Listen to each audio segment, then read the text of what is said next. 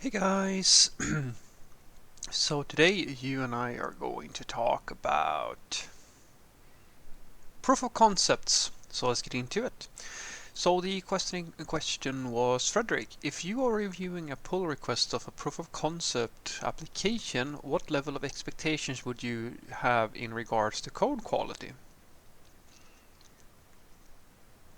It depends on the size of the proof of concept. So usually what I say to people is that, or rather, I like to play this game with the people who are on both sides of the testing spectrum. So you have those people who never write any tests for any reason whatsoever, and then you have the people who swear by test-driven development and they're like really into this sort of stuff, almost to a point where it's a little bit fanatical. And I always like to ask them this question: when have you tested enough? And so after we debate that point back and forth, we usually arrive at the conclusion that I like to push, and that is that testing is a means to assure that the system is working. That's the same thing with code quality. It's basically you can almost think of testing as analogous to code quality. It's not completely 100% true, but it's usually the thing that people think about when it comes to testing quality, because very few people will have a debate about, you know, formatting and things like that, because we have linters and standard formatters and so forth that will help us with that. So testing is usually the thing, right?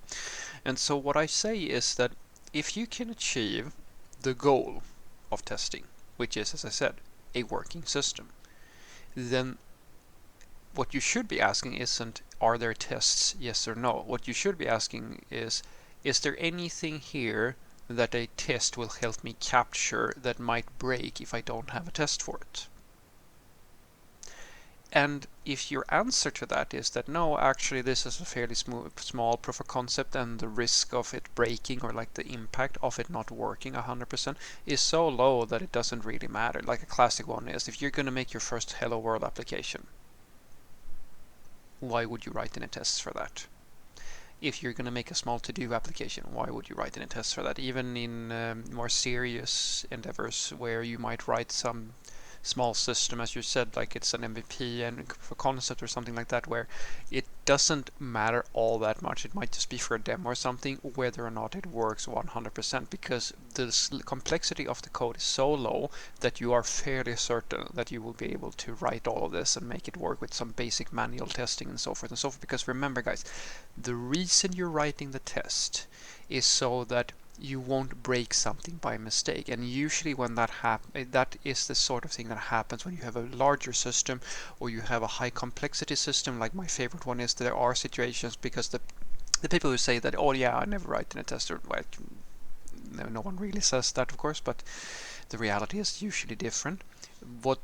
There are situations where even a single function, even if you're just making one function, you will need test. My favorite one is searching or regexes or things like that, like where we're talking about the likelihood of you getting that wrong is fairly high, and any change to that functionality might sort of result in a regression immediately, because the complexity is very high. So even if the system is very small, you need some testing. So your proof of concept, apply that formula to the proof of concept. I do the same thing. I do exactly the same thing. So for one project, I might write a lot of tests, or because I know that this is a serious application with a lot of code and it's supposed to be growing or things like that. And for another project, I might write absolutely no tests, because I know that it's so low value for me. Like the investment of writing tests for this is sort of nothing. You can, in a sense, I'd like to say that you can think of it as buying insurance. So life insurance might be a good thing, but the question is, are you going to buy like really expensive, nice insurance for your dinner fork? It really comes down to, well, you might have the fanciest dinner fork in the whole world, but I hope that you see sort of where I'm going with this. So what I want you to take away from this is very simply that the way that I look at proof of concept code is that it doesn't really matter for me if it's a proof of concept or if it's a more serious thing, because it always comes down to the same thing. What problem are you solving? Are you making a MVP type of thing where you're just supposed to ship something really quickly that people can play around with a little bit, and the size of proof of concept is very, very low, well, then I don't really care how you did it. I have preferences, of course, like any software developer. Like if you're doing one thing or doing another thing, I might feel differently depending on, well, are you using constants versus variables? Are you looping when, or using some type of, well, you see what I'm going with this.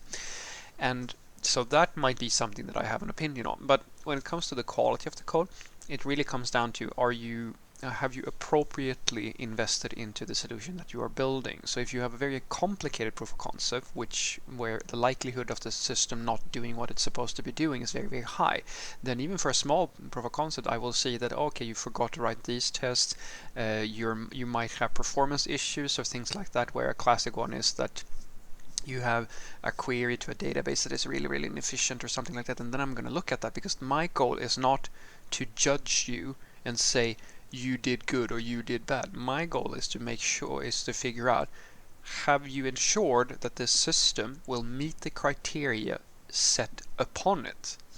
If you meet those criteria, and I know that in this case test is necessary, well, then that's great. Then I'm going to make sure that you have test. But if you meet the criteria and I see that, well, the risk of this, or like the impact of not having tests or doing certain things, then it doesn't matter. I apply the same thing when I do code reviews for interviewees, to like for job interviews and things like that. I have coworkers who are like super, super strict, like they, smallest little issue or something that they can see that is not working within the code or something that could be improved will give you a bad grade from them.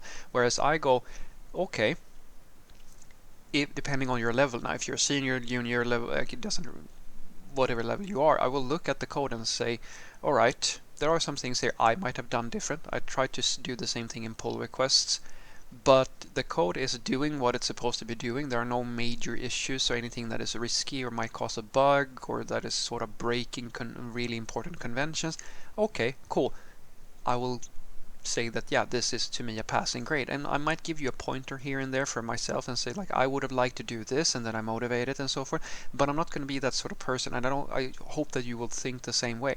Don't be the sort of person who basically goes, unless you did it exactly how I would have done it, then it's bad code. Because as I always tell people, there's a really big difference between legacy code, that term we throw around all the time, and code you just didn't write the exact way that I would have written. Have a great day.